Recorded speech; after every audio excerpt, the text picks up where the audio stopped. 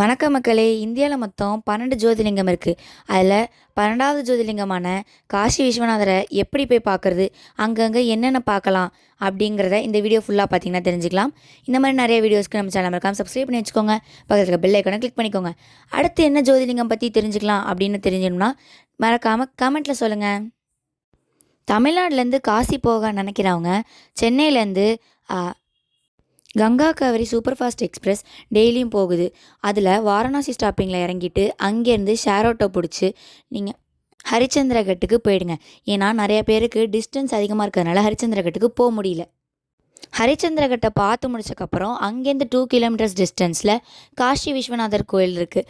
அதுக்கு போகிறதுக்கு நடந்தும் போகலாம், போட் சர்வீஸும் இருக்குது. போட்டில் போகிறவங்க கங்கை நதியோட அழகை பார்த்துட்டே போகலாம். ஆனால் அதில் 3 to 4,000 வரைக்கும் கேட்பாங்க. நீங்கள் அதை ஒத்துக்காதீங்க. நீங்கள் பேசி பர் பர்சனுக்கு 150 ஷேர் வர மாதிரி பேசிக்கோங்க.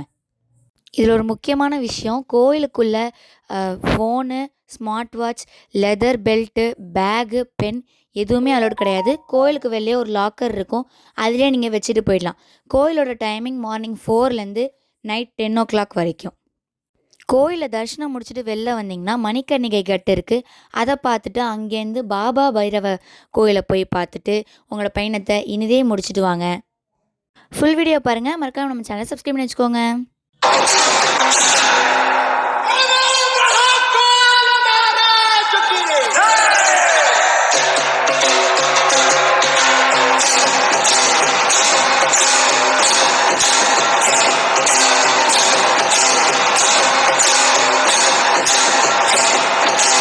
தேசனடி போற்றி எந்தையடி போற்றி, தேசனடி போற்றி சிவன் சேவடி போற்றி, நேயத்தே நின்ற நிமலனடி போற்றி, மாயப்பிறப்பருக்கும் மன்னனடி போற்றி, சீரார் பெருந்துரை நம் தேவனடி போற்றி.